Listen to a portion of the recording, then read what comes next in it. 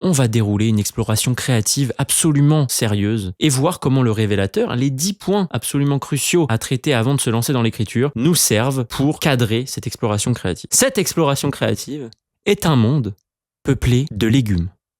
Ouais, vous avez bien entendu. Merci Cynthia d'avoir comparé Serena à une aubergine. Ça m'a donné beaucoup d'idées. Je vous souhaite une très bonne écoute. Moi c'est Sam, Ibellion de mon nom de plume. Je suis écrivain, coach ICF et j'ai créé Ose écrire, un accompagnement pour celles et ceux qui veulent enfin accomplir leur rêve d'écrire un livre. Ce podcast a la même intention. C'est ton rendez-vous inspiration, discipline et passage à l'action. Et si ça te parle, abonne-toi, mets 5 étoiles et partage autour de toi. Parce que plus il y a de gens qui osent, plus d'autres oseront à leur tour. Allez, c'est parti et bonne écoute. Coucou les amis, j'espère que vous allez bien. Je rigole parce que vous imaginez pas la galère que c'est de lancer cet épisode. Je viens de sortir d'une sieste que j'appelle sieste, mais elle a duré tellement longtemps que est-ce qu'elle en mérite encore le nom ? Et du coup, ça fait que j'ai l'impression de plus savoir parler. Donc ça fait, je crois, 6 fois que je relance le début là en me disant...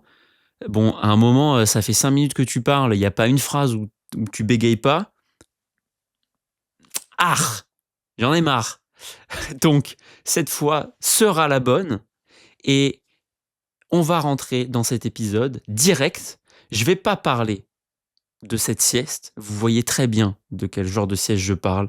Le genre qui te fait remettre toute ta vie en question parce que quand tu te réveilles, tu sais plus qui tu es, où tu es et ce que tu fais. Mais je décide d'ignorer le pouvoir néfaste que pourrait avoir cette sieste et de me reconnecter à mes envies profondes et mes intentions importantes et tout de suite de rentrer dans les good vibes de cet épisode. Donc, je vais partir sur les retours que j'ai pu avoir des personnes qui me font l'honneur de me suivre, parce qu'en vérité, sans vous, tout ça aurait quand même beaucoup moins de sens. Vous faites partie de l'aventure et c'est trop cool. Et j'ai eu beaucoup de retours sur mes contenus la dernière semaine, du coup. Et il y a des choses intéressantes. On va partir de là et puis on verra après. Voilà. J'arrête de broder, je fonce tout droit et je me laisse embarquer dans l'épisode plutôt que de donner du contexte et de l'importance à cette sieste qui va peut-être réussir. Non. Je n'ai rien dit. Cette sieste ne m'aura pas. Voilà. Je ne la laisserai pas me vaincre. Parce que là, elle a qu'une seule envie, c'est de m'envoyer au tapis et de me faire retourner dans mon lit pour continuer cette sieste. Qui n'en est plus une. Elle a duré trop longtemps. Donc c'est parti pour les petits commentaires que j'ai pu recevoir, qui sont très intéressants et sur lesquels on va réfléchir un petit peu avant de se lancer pleinement dans l'épisode du jour. J'ai plusieurs idées sur ce qu'on pourrait faire, mais je pense. En fait, non, c'est pas je pense.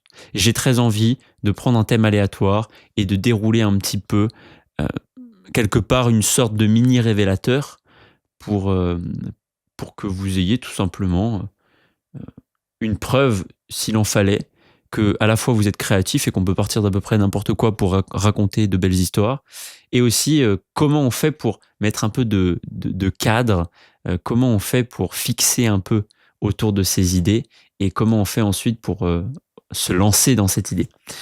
Mais d'abord, les commentaires. Donc déjà, j'ai partagé pas mal d'extraits autour des derniers podcasts, notamment celui où je dis que cliquer peut changer le monde, et je donne ces exemples peut-être un petit peu capillotractés de le livre que vous écrivez, peut-être que il va être lu par une petite fille qui va elle-même décider de changer le monde, et quelque part tout ça sera grâce à la personne qui vous a souri dans la rue le matin et qui vous aura donné le petit courage pour oser écrire les premiers mots le soir. Bon, évidemment, c'est un peu capillotracté. Et c'est ce que nous dit Jules en commentaire. Il nous dit « J'approuve, mais l'enchaînement de ta théorie, c'est un peu de la fiction. » Et il a raison. C'est vrai, c'est de la fiction. Mais c'est ça qui est magnifique. Et c'est ce que je lui ai répondu. C'est effectivement invérifiable, complètement capillotracté, mais pas impossible, et c'est justement ça qui est magnifique. Et en fait, le monde de la théorie papillon et des effets dominos que peuvent déclencher de simples petites actions comme écrire un mot ou faire un sourire dans la rue, et bah c'est comme le monde de la créativité, c'est infini, imprévisible, et c'est vraiment ça qui est magnifique. Donc Jules a raison, et moi aussi, et c'est ça qui fait que c'est magnifique. Voilà. Et il y avait Naomi aussi qui partageait qu'elle faisait ça quotidiennement, de sourire dans la rue aux gens comme ça, et que parfois elle leur demandait comment ils allaient. Et bah ouais, c'est ce genre de petites actions qui peut vraiment... c'est tout bête à dire, mais ça peut tellement changer la dynamique d'une journée que c'est magnifique. Voilà. Là, typiquement, voilà, typiquement, en me levant de ma sieste de cadavre là, j'aurais bien aimé que quelqu'un me sourie, tu vois, et me dise mais t'inquiète Sam, tout va bien se passer, c'est pas grave que t'aies dormi quasiment 2 heures en plein début d'après-midi. Mais bref. Autre retour, et ça, je vous demande votre avis. Ah là là, est-ce que vous trouvez, en toute sincérité et en toute honnêteté, hein, j'ai besoin de votre avis le plus sincère, d'accord? Est-ce que vous trouvez que je ressemble un peu à Mister V? Voilà, là je mets, j'arrête de parler, vous pouvez me regarder là. Alors si vous êtes en podcast, dommage, mais à la vidéo, est-ce que là vous trouvez que je ressemble un petit peu à Mister V? Parce que du coup, Chachou de son nom, me l'a fait remarquer sur une de mes vidéos. C'est pas la première à me le faire remarquer. Donc je commence à croire qu'il y a vraiment quelque chose. Donc j'ai besoin de votre retour. Sachant que c'est vraiment quelque chose que je prends comme un compliment, parce que j'adore Mister V, j'adore son humour, et il m'a quand même beaucoup porté, notamment sur ses premières vidéos YouTube à l'époque. C'était assez incroyable, et ça a plutôt bien vieilli en vérité aussi. Ensuite, qu'est-ce que j'ai eu d'autre comme commentaire? Ah oui, alors ça je dois en parler, parce que j'ai eu beaucoup de retours sur le petit extrait du podcast où je parle de Serena et Blair, et où je dis que globalement tous ceux qui sont Team Serena n'ont rien compris. Bon, vous vous en doutez, je le dis avec humour. Aimons les personnages qu'on a envie d'aimer, et quelque part, évidemment, un personnage qu'on déteste, c'est un peu comme si on l'aimait. C'est parce qu'il est tellement bien construit, qu'il vient toucher des choses en nous, qui fait que voilà, ça nous irrite. Mais c'est tout aussi bien qu'un personnage qu'on admire, qu'on aime, et qu'on a envie absolument de voir évoluer, quoi. Et je me sens obligé de partager notamment le commentaire de Cynthia, grosse dédicace, qui a répondu, et ça m'a fait trop rire. Elle dit « Blair est formidable ». Bon, bref, je vous lis pas tout le commentaire, mais à la fin, elle dit « Serena est beaucoup trop lisse. Si elle était un légume, je la verrais bien en aubergine. Pour moi, c'est vraiment l'aliment qui n'a aucune personnalité. » Et j'adore. Et ça m'a tout de suite donné une idée. De me dire, putain, c'est vrai, j'avais jamais pensé à comparer les gens à des légumes. Et là, je trouve qu'il y a un petit délire, là. Il y a un petit délire. Si vous étiez un légume, vous seriez quoi? Vous savez, là, ça me donne envie que d'une seule chose, c'est d'être à nouveau dans une entreprise et d'à nouveau faire passer des entretiens. Et plutôt que de poser la question « C'est quoi votre animal totem ?» de poser la question « Si vous étiez un légume, vous seriez lequel ?» Oh là là, la question déstabilisante par essence, quoi. C'est un truc de fou. Donc, Cynthia pense que Serena est une aubergine. Alors, on pourrait débattre de est-ce que l'aubergine est vraiment un légume qui n'a aucune personnalité. Peut-être certains seraient-ils d'accord ou pas. Mais, si vous étiez un légume, vous seriez lequel? Je bloque sur cette question. Qu'est-ce que je serais si j'étais un légume? Vous savez que ma première réponse spontanée, c'est je dirais une tomate, parce que souvent on la confond pour un fruit. Et donc elle est tellement unique et tellement particulière qu'on ne sait jamais trop où la placer. Vous voyez, c'est un peu quelque part un légume qui vit dans aucune case. C'est trop cool. Voilà, donc je dirais peut-être ça, moi. Voilà, je suis une tomate. Vous seriez quoi? En vrai, ah non, sinon, il y en a un autre qui est très fascinant, c'est le chou romanesco. Alors, bon, pas bon, ça reste un chou. Mais, le chou romanesco porte les fractales en lui, et ça, c'est quand même vraiment magnifique. La fractale, c'est un truc de fou, quoi. C'est un truc de fou. Quelle que soit l'échelle à laquelle tu regardes, tu observes toujours la même chose. Et je me suis rendu compte que dans le tome 3 du livre que je suis en train d'écrire, eh ben, le monde magique est vachement fractal. C'est-à-dire que quand tu le regardes de haut, tu as l'impression qu'il fonctionne d'une certaine manière. Et quand tu rentres en précision, bah, tu vois exactement la même chose que si tu regardais du haut. Et donc, c'est incroyable. Mon monde magique est un show romanesco. Et ça, c'est un argument vendeur, ça. Ça, c'est un hook. Ça, c'est un hook de vidéo virale sur Instagram.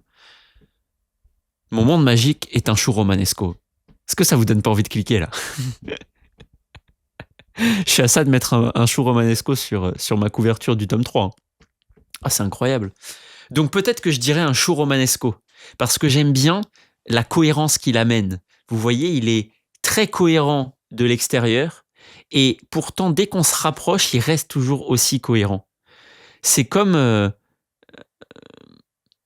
s'il mentait pas. C'est comme s'il était pleinement authentique. De loin comme de près, entier ou par morceaux, il est toujours aussi authentique. Vous voyez, c'est génial. Et pourtant, tout a des formes et des tailles différentes. Ce qui fait que voilà, il s'autorise quand même, il n'a pas la rigidité de la ressemblance. Il a simplement la pleine authenticité, quelle que soit l'échelle à laquelle on le regarde. C'est génial. Donc peut-être que je dirais un show romanesco, juste parce qu'il pourrait représenter. Voilà. Merci Cynthia pour ces grandes idées. Ça me donne presque envie d'inventer un monde, et au lieu que ça soit des animaux anthropomorphes, ça pourrait être des légumes anthropomorphes. Et là, je me rends compte que ça a déjà existé sur TikTok il y a pas plus tard que 2 semaines, avec cette histoire de fruits et d'île de la tentation, là, où j'avoue, j'ai suivi ça d'un œil assez lointain. Mais il y a des mecs qui ont de l'imagination quand même. Bref. Qui serait le héros d'un livre où tous les personnages sont des légumes? Bah, vous voyez, c'est exactement avec ce genre de questions que je me couche le soir parfois, et c'est insupportable d'être dans ma tête. Attends, par contre, j'ai vraiment besoin de réfléchir à cette question. Je vois bien. Ah, vous savez, ça me fait penser au Pokémon, à Canartichaud et à Palartichaud. Ils se battent avec des poireaux, c'est génial. C'est génial, je suis désolé, c'est génial. Mais du coup, sans être biaisé par Canartichaud, qui est quand même un héros un peu stylé, et qui pourrait très bien représenter un jeune héros qui décide de vivre une quête initiatique, quel légume je verrais incarner le rôle d'un héros d'une trilogie de fantasy? Quel légume? Est-ce que vous m'autorisez? Oui, vous m'autorisez, de toute façon, vous pouvez rien faire parce que vous êtes à distance. Je vais regarder rapidement une liste des légumes pour trancher cette question et passer à autre chose. Ça me semble d'une importance cruciale. Je pense que vous en conviendrez. Alors, oh putain, un navet. Ouais, non, pas ouf quand même. Épinat. Ah, citrouille, ça a un peu de la gueule quand même. Ah, mais c'est les fruits et légumes du mois d'octobre. Mais j'ai tapé légumes, pourquoi il me met...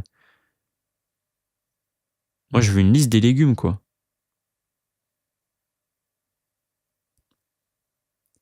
Et franchement, le navet, le premier truc qui m'a attrapé l'œil, je sais pas pourquoi, je sens que c'est ça, la justesse est là.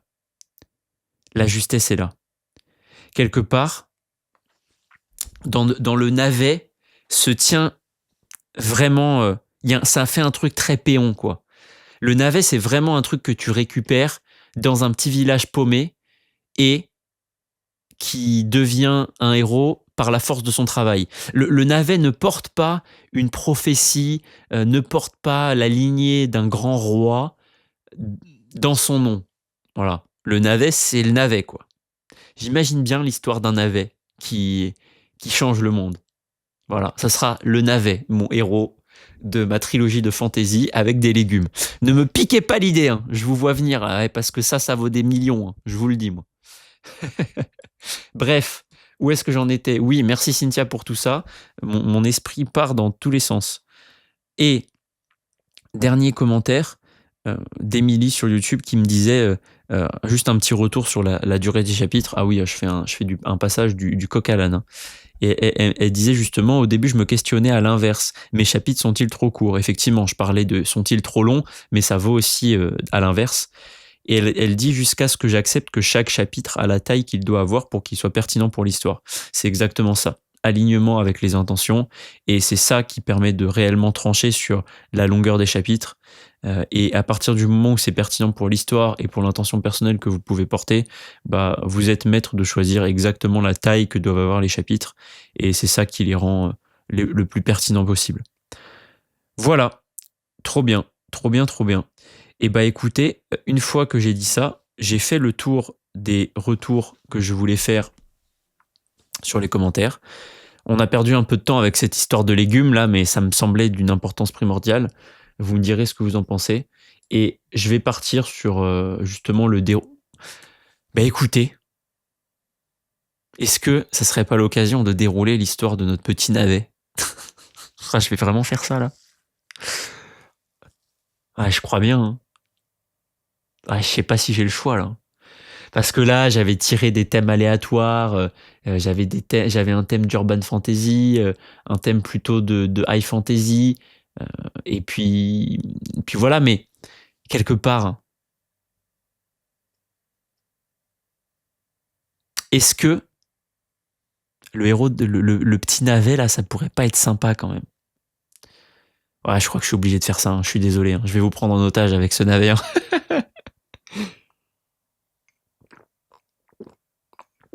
J'ai pris une petite gorgée. J'ai fait une boisson sucrée, sirop de menthe, j'ai mis un peu de citron et de l'eau. Bon, globalement, c'est un diabolo menthe, hein, mais sans limonade, puisque j'avais pas de limonade. Mais c'est trop bon. Donc là, je m'apprête vraiment à vous infliger ça. Bon, remarque, vous pourrez vous plaindre auprès de Cynthia, parce que c'est elle qui m'a donné cette idée-là. En comparant Serena à une aubergine, bah, quelque part, voilà. Moi, je suis une tomate ou un chou romanesco. Et maintenant, quel serait le héros de ma trilogie de fantasy? Un navet. Très bien. Bon. Partons sur ça. Thème aléatoire, du coup, ça serait l'équivalent de dire un monde de fantasy où tout le monde est des légumes. Ok.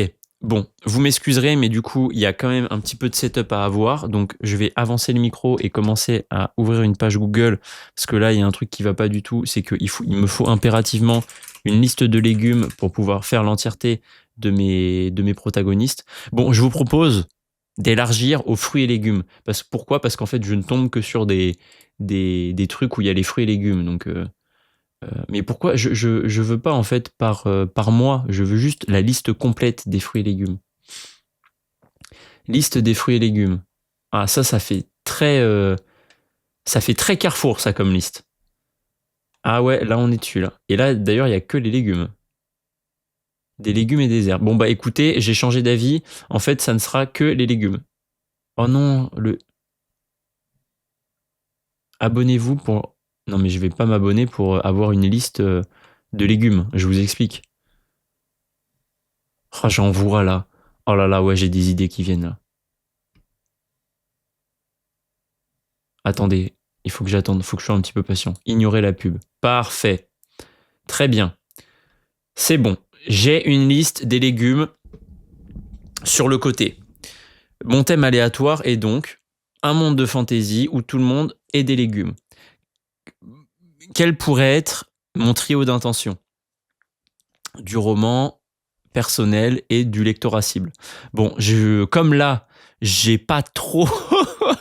je sais pas trop où je vais. Je vais commencer par quelque chose qui est très cadrant et qui permet tout de suite de mettre quelque part l'histoire sur des bons rails. Je vais choisir à qui j'ai envie de parler et j'aurais envie de parler à des enfants, notamment des enfants qui peuvent surtout vivre en ville, qui ont donc pas forcément énormément de contact avec la nature, le jardinage, le fait de cultiver, etc. Et donc, mon intention du lectorat cible serait celui-là. Et une intention serait de leur faire découvrir plein de légumes différents et peut-être de faire passer ce que sont ces légumes dans leur personnalité. Des légumes, j'entends.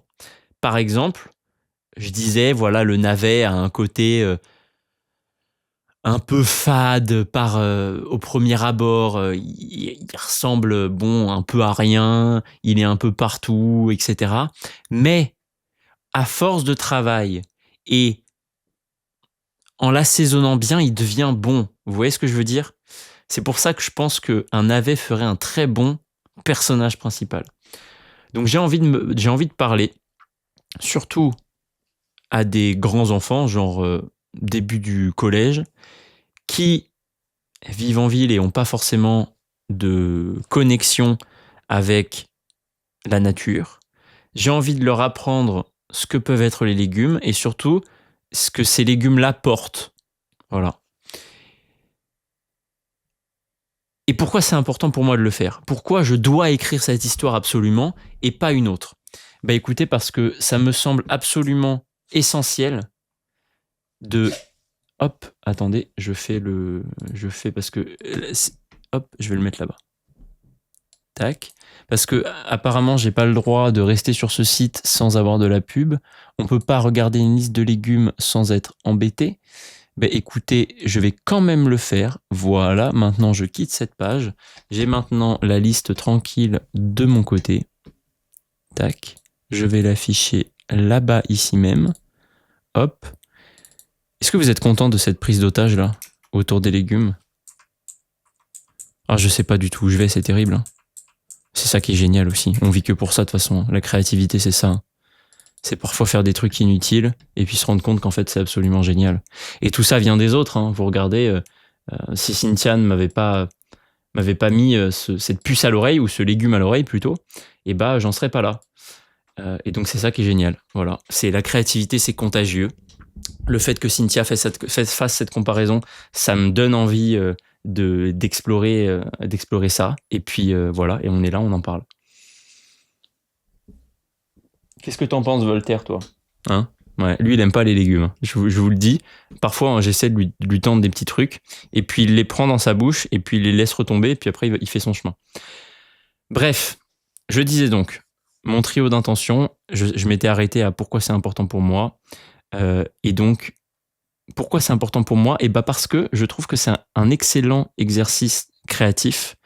Ça me fait énormément rire de creuser ce que peuvent représenter les choses dans l'inconscient collectif. Ça, je remarque que c'est une thématique qui me touche personnellement énormément, que je retrouve dans beaucoup de mes livres. J'adresse ce thème vraiment de plein de manières différentes. Et je trouve que l'appliquer à des légumes, bah, c'est tout aussi drôle. Et c'est tout aussi vrai. Et une manière de faire serait par exemple de croiser des inconnus dans la rue, de leur donner... De leur poser la question par exemple, ok, qu'est-ce que représente la carotte pour vous? Ah bah il paraît que la carotte ça rend aimable, et puis c'est un légume qui est quand même plutôt filiforme, donc il paraît, voilà, si on devait le mettre en anthropomorphe, bah ça serait plutôt quelqu'un de sportif. Par exemple les carottes courent des marathons, je pense. Voilà. Et elles sont plutôt sympas parce que bourrées d'endorphines du coup, puisqu'elles courent des marathons, et donc elles sont très aimables. Voilà, vous voyez, l'inconscient collectif de la carotte m'évoque ça. Et je trouve ça marrant. Et puis du coup, ce côté aimable se ressent dans leur côté sucré. Vous voyez ce que je veux dire? Et dans leur côté orange. Elles ont un peu la couleur du sunset, golden hour, en mode ça boit des espresso martini au bord de la plage, tu vois. Bah, la carotte représente ça dans mon inconscient collectif. Et c'est ça que j'ai envie, c'est pour ça que c'est important pour moi d'explorer cette histoire, c'est parce que j'aime beaucoup m'interroger sur ce que représentent les choses dans l'inconscient collectif des gens. J'aime bien pouvoir continuer à transmettre ça tout en l'interrogeant. Voilà. En allant aussi mettre des mots sur le fait que malgré qu'on ait ces conceptions qui sont très archétypales et qui sont très représentatives de l'inconscient collectif, eh bah, on peut s'inscrire en dehors de ces cases-là. Voilà. Et ça, je trouve ça cool. C'est pour ça que c'est hyper important pour moi. Je le répète du coup, là j'ai à peu près mon trio d'intention. Ah non, quoique, attendez, je vais le compléter. J'ai une partie de mon trio d'intention. Je sais à qui j'ai envie de parler et aussi pour quelles raisons j'ai envie de lui parler déjà un petit peu. C'est-à-dire des jeunes enfants qui sont pas forcément, qui ont pas forcément connaissance des légumes. J'ai envie de leur faire prendre conscience de ce que sont ces légumes, de ce qu'ils peuvent porter, et de ce qu'ils peuvent représenter dans l'inconscient collectif. Voilà. Et j'ai envie de le faire d'une manière rigolote, pas d'une manière encyclopédique. Donc, je vais incarner chacun des légumes. Voilà, tous les légumes vont être des anthropomorphes. Et pourquoi c'est important pour moi? Parce que explorer ces zones d'inconscient collectif, je kiffe. Maintenant, le message que va porter le roman, et bah, comme j'ai quand même envie d'écrire une fantaisie, je vais partir sur le message principal que on pense qu'on est dans une case, mais libre à nous de devenir quelque chose d'autre. Et c'est pour ça que je vais choisir un navet, parce que dans l'inconscient collectif, le navet, il a ce truc, voilà, comme je vous disais, il est fade, quand on le mange tout seul, bon, il est bof. De mémoire, il a même parfois un petit goût piquant quand on le mange cru. Bon, voilà, il n'a pas grand-chose pour lui. Globalement, c'est genre, il a le piquant, mais pas la fraîcheur du radis, donc il est autant prendre un radis. Il est bon sauté, mais autant faire des patates ou des patates douces. Il est bon en tranche, mais bon, quitte à manger des trucs en tranche, autant manger du concombre qui a ce côté très en plus, 1, 2, 3, bien frais, ou la tomate avec beaucoup de goût. Enfin bref, le navet, il n'a pas grand-chose pour lui. Et pourtant, et pourtant, et pourtant, il va décider de changer de vie, et en osant changer de vie, il va changer le monde. Voilà. Donc, quelque part, le message que j'ai envie de véhiculer dans cette histoire de fantaisie avec des légumes, il est très proche du message que je véhicule moi très souvent, qui est osons faire des petits pas, osons sortir de l'étiquette identitaire qu'on a pu nous coller sur la tête pour nous coller nous-mêmes l'étiquette qu'on a envie d'avoir sur la tête. Et je trouve ça super marrant de le faire avec des légumes, parce qu'en plus, ça va permettre de faire découvrir tous ces légumes à des jeunes enfants. Voilà. Et quelque part, faire découvrir à des jeunes enfants que les étiquettes qu'on leur colle ne sont pas les plus importantes, mais c'est avant tout comment ils se sentent et ce qu'ils ont envie d'être, bah je trouve que c'est un beau message. Et donc là, j'ai un trio d'intentions qui se répond super bien. Vous voyez, c'est exactement ce travail-là qu'on fait dans le révélateur. Et c'est vraiment ce truc de, ok, la personne amène ce qu'elle a, et moi, avec mes questions et mon cadre, je viens le modeler, mettre une direction, construire une colonne vertébrale, etc., etc. Et à la fin, l'objectif, c'est que ce trio d'intentions se réponde bien. Voilà. Trop bien. Donc, j'ai mon trio d'intentions, et comment je peux faire pour explorer tout ça. Alors, le navet me paraît un héros tout à fait facile. Je vois bien des poivrons en méchant. Je ne sais pas pourquoi. Je trouve que les poivrons ont un aspect méchant quand on les voit comme ça. J'imagine bien un petit poivron avec des bras et des jambes en train de crier, quoi. Forcément un poivron rouge. Mais justement, c'est-à-dire qu'il en existe des rouges, des verts et des jaunes.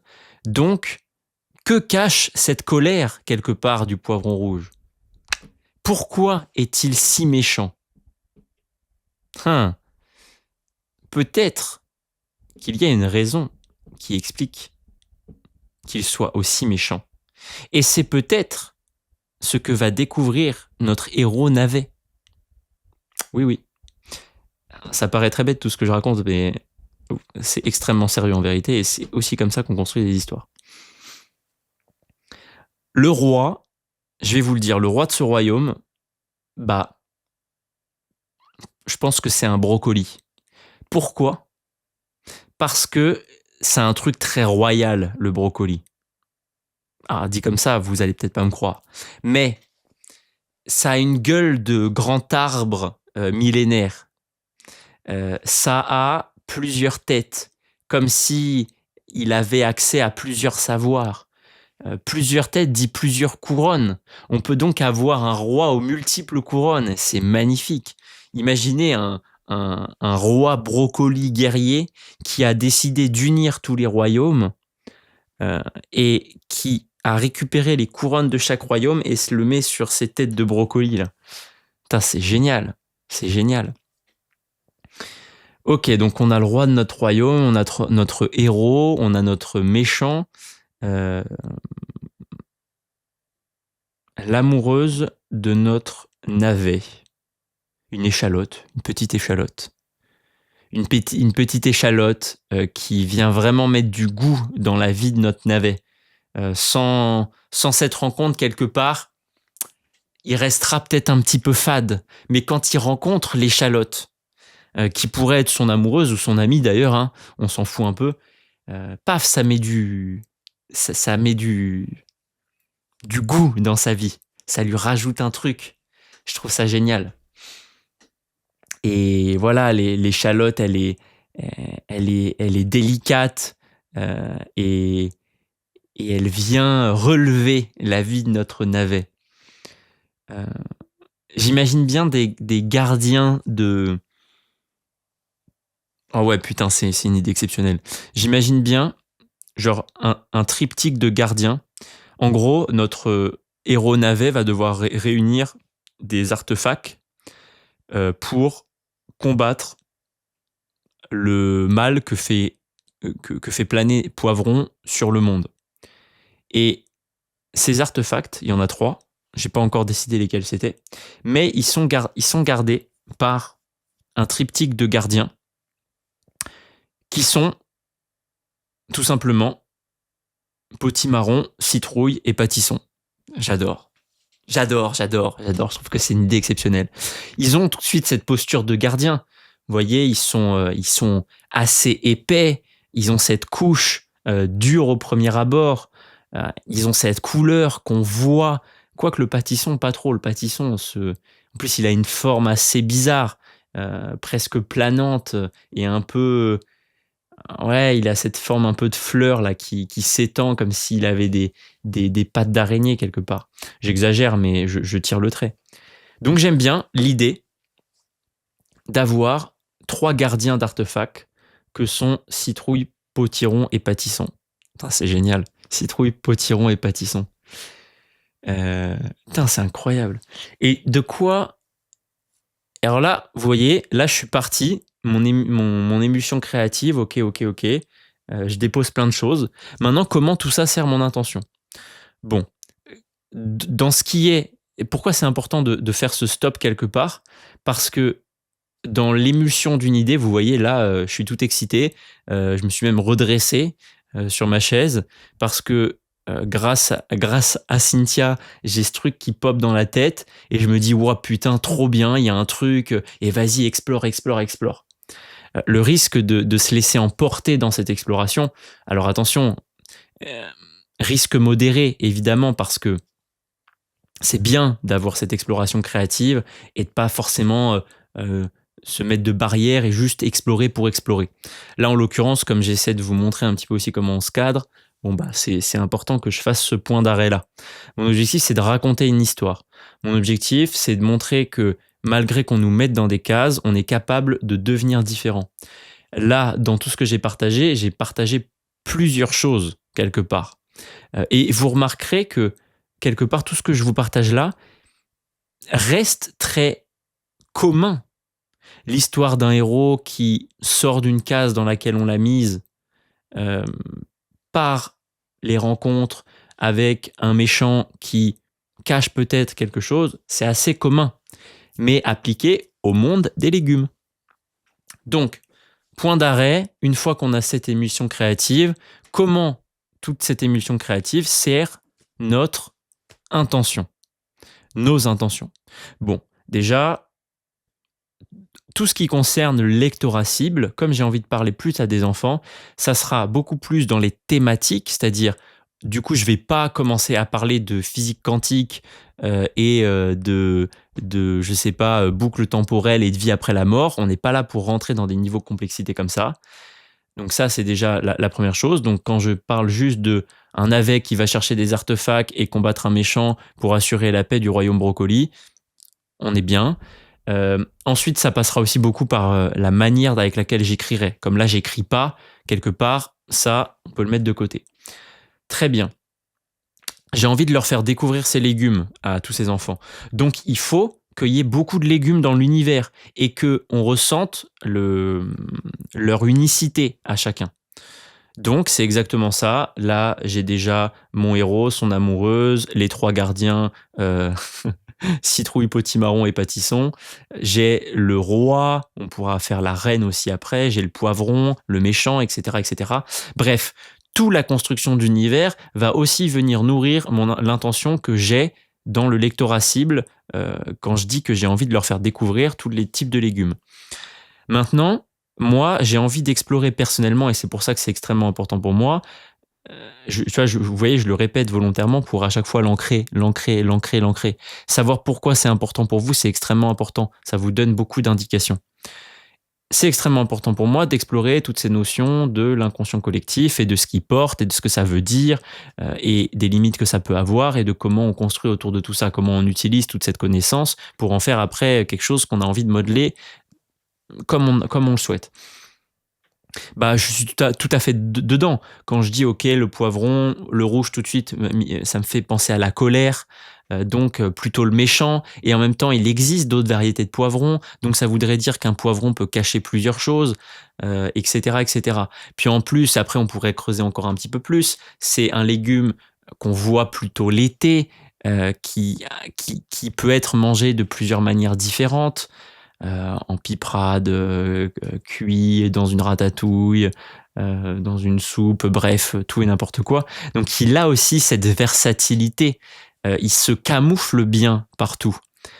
Et puis il y a des plats aussi où on le ressent très fort. Donc il a cette capacité à aussi quelque part se camoufler ou se mettre en avant.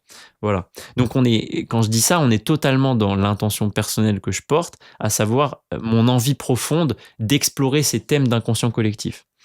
Et ensuite, l'intention, là, elle est toujours totalement servie, puisque j'ai choisi un héros qui, dans sa représentation, donne l'impression d'être un petit peu fade.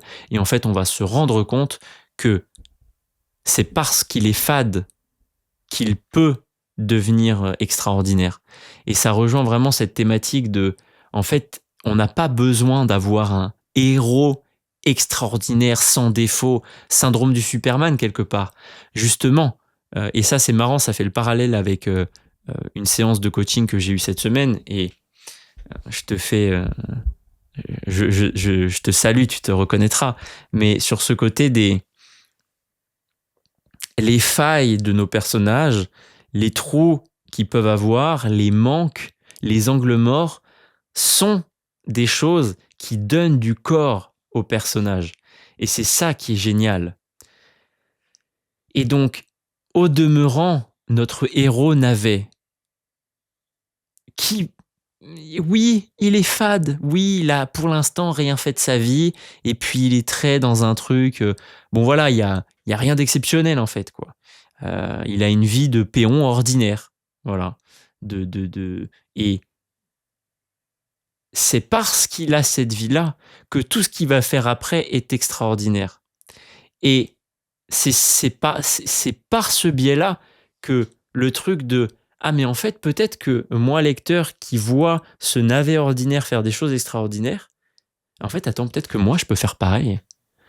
Et ça c'est trop cool parce que si j'avais pris comme héros un légume extraordinaire vraiment particulier, genre je sais pas quel, bah voilà par exemple tu vois, je disais le chou romanesco tout à l'heure, et romanesco, tu vois, il y a un truc tout de suite qui sonne super stylé en plus. Ou alors si j'avais choisi par exemple un artichaut, tu vois, c'est stylé aussi. Bon, je parle de légumes depuis tout à l'heure, c'est incroyable. Où est-ce que je vais? Bref. Vous voyez, il y a un truc, presque une déconnexion avec le public à qui j'ai envie de parler et le message que j'ai envie de faire passer. Donc le navet est tellement une évidence. Ou alors j'aurais pu choisir L'aubergine, comme disait Cynthia. Parce que l'aubergine, justement, au premier abord, peut-être un peu fade, peut-être voilà, un petit peu sans personnalité. Et en fait, on aurait découvert qu'en creusant et au fur et à mesure que l'aubergine aurait osé, magie, elle serait devenue extraordinaire. Mais je reste sur mon navet. Trop bien. Eh ben écoutez, comment il s'appelle ce navet? En fait, je vous pose la question, mais depuis tout à l'heure, j'ai le mot Hervé qui me tape. Donc je pense que ce navet s'appelle Hervé. Voilà. C'est comme une évidence. C'est comme une évidence. Je reprends une gorgée et je fais le point de où est-ce que je vais là.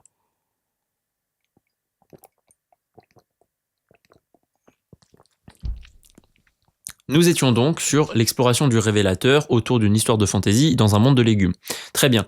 J'ai le trio d'intentions. J'ai commencé à développer un petit peu mes personnages et leurs interactions. En surface évidemment, hein, mais bon, je vais pas vous faire toute la cosmogonie du monde des légumes. Je le garde pour mon 4e livre. Bref. Non, il y a juste, ça m'est venu tout à l'heure, mais je pense que la reine, donc qui est mariée à Brocoli, et qui en fait dirige quand même pas mal le pays d'une main de fer, c'est Ciboulette. Je sais pas pourquoi, mais je trouve qu'elle serait pas mal en reine, Ciboulette. Ouais. Ouais, et il y a deux guerriers légendaires, Estragon et Artichaut. Ouais, Estragon et Artichaut. Ouais, c'est incroyable. Parce que t'as le Artichaut, il a un cœur tendre, vous voyez. Voilà, c'est un chevalier au cœur tendre. Mais il a cette carapace, cette armure magnifique. Et Artichaut, vous savez, il lance des tchou tchou tchou. Vous voyez pas là, mais genre, vous voyez, c'est comme s'il avait, il lançait des disques de métal comme des feuilles d'artichaut, en gros comme ça, il les lance et elles sont rattachées à une file et il les fait revenir comme ça dans sa main. Et il combat comme ça, tu vois. Il a une espèce d'immense armure avec comme des feuilles d'artichaut, un truc très... il faut imaginer là. Hein. C'est super dur d'être dans ma tête. Mais vous savez, il a comme une espèce d'armure presque un peu florale avec des pétales et des feuilles d'artichaut qui sont les unes sur les autres comme ça. Et il en a deux grands disques de métal pointus sur le bout des mains et il les lance comme ça et il y a une petite chaîne et il peut les faire revenir. Et donc c'est un espèce d'hybride attaque à distance et mec qui porte une armure.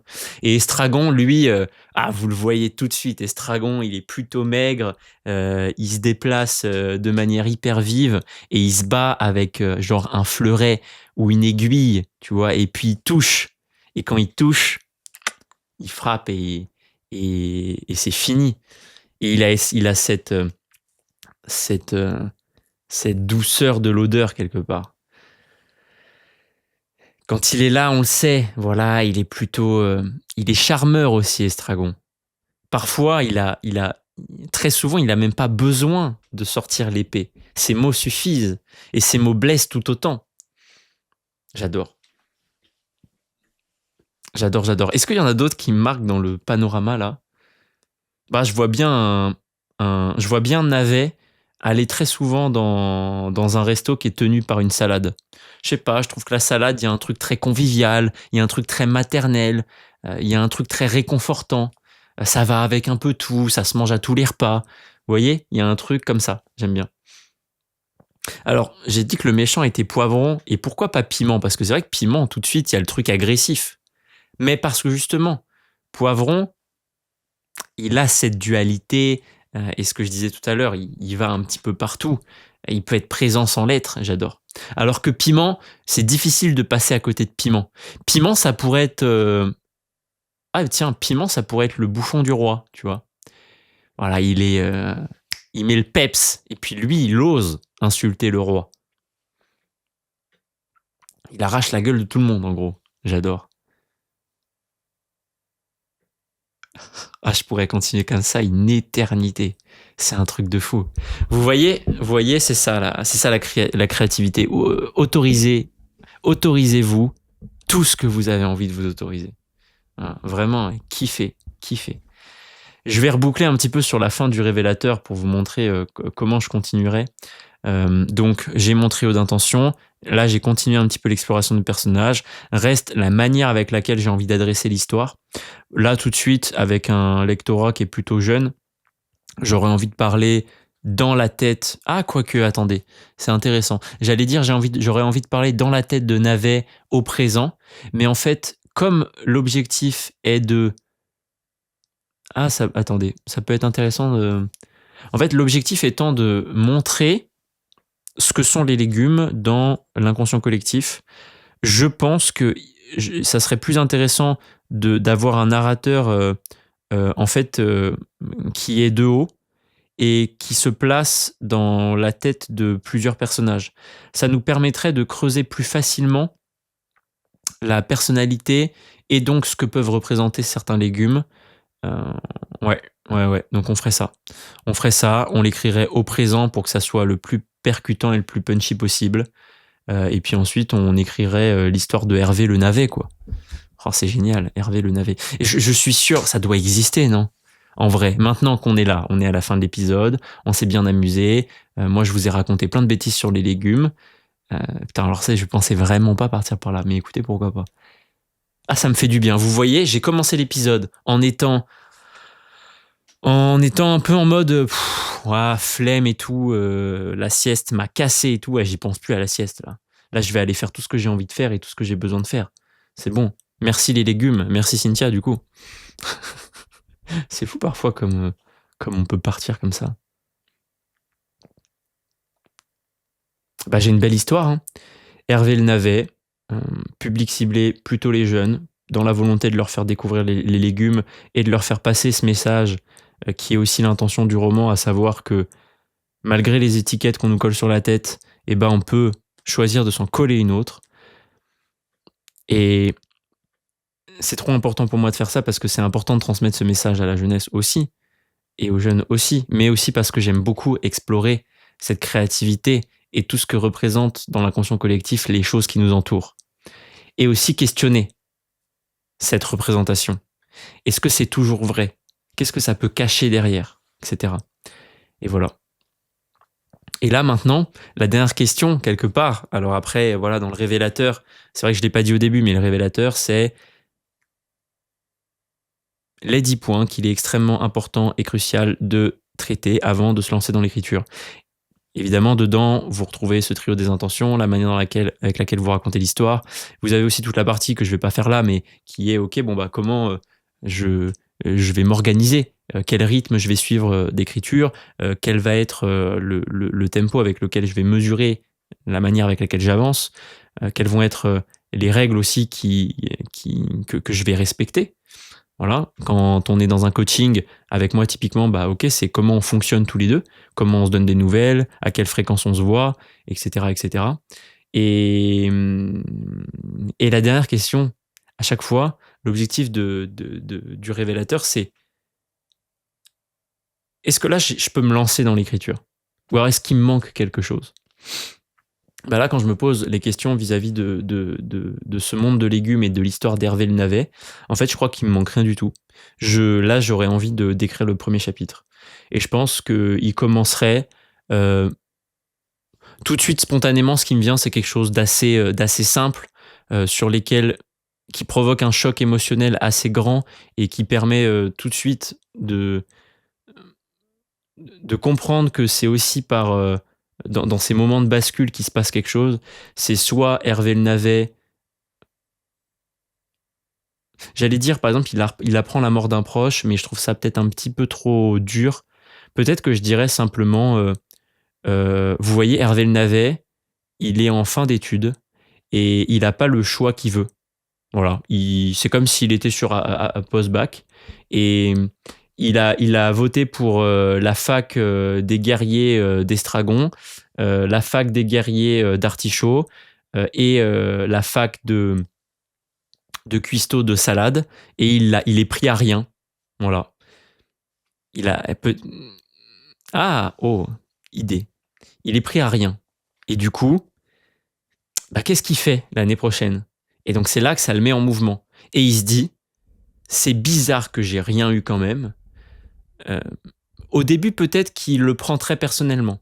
Il se dit, ouais, c'est parce qu'ils sont racisme... 1, 2, 3, pardon. Ouais, j'ai eu une salve d'allergie, j'ai eu envie d'être... C'est bon, l'éternuement est passé. Au début, Navet le prend très personnellement et il se dit genre, ouais, c'est du racisme anti-Navet. Et donc, il décide d'aller explorer les dessous du fonctionnement de ce choix-là, des vœux. Et en fait, il découvre que derrière, il y a une vraie intrigue politique. Et l'objectif de tout ça est la destitution du roi Brocoli. Parce que quelqu'un veut mettre la main sur les multiples couronnes qui sont sur les têtes du roi Brocoli. Et Navet, donc dans une vendetta très personnelle au début, se retrouve embarqué dans une histoire qui porte bien plus que simplement sa petite personne. Et c'est en acceptant d'évoluer sur sa petite personne qui va en fait sauver le monde. Et peut-être que la finalité de l'histoire, voilà, je suis désolé, je vous spoil, mais c'est qu'en fait, il pourrait remplacer un des chevaliers. D'ailleurs, l'un des chevaliers, Estragon ou Artichaut, pourrait être de mèche avec Poivron pour essayer de faire tomber. Peut-être que la méchante pourrait être la reine Ciboulette, ou pas. Et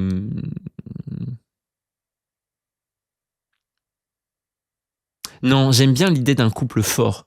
J'aime bien l'idée que Ciboulette et Brocoli, ils soient genre... plutôt comme ça, tu vois. Pas tête contre tête, justement, mais main dans la main, quoi. Donc peut-être que c'est plutôt un coup de... Ah, j'aurais bien aimé dire Estragon parce que Artichaut, je le trouve stylé avec ces trucs qu'il lance là, mais instinctivement, je dirais que c'est Artichaut qui se cache derrière. Parce que justement, voilà, c'est facile d'accuser Estragon, il a ce côté charmeur, un peu discret, un peu voleur. Et Artichaut, voilà, c'est le bon chevalier au cœur tendre.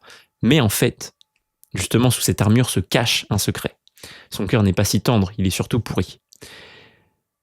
Et donc, il essaie d'aider plus ou moins Poivron à faire sa vendetta. Et derrière, qui est-ce qu'ils auraient envie de mettre comme roi?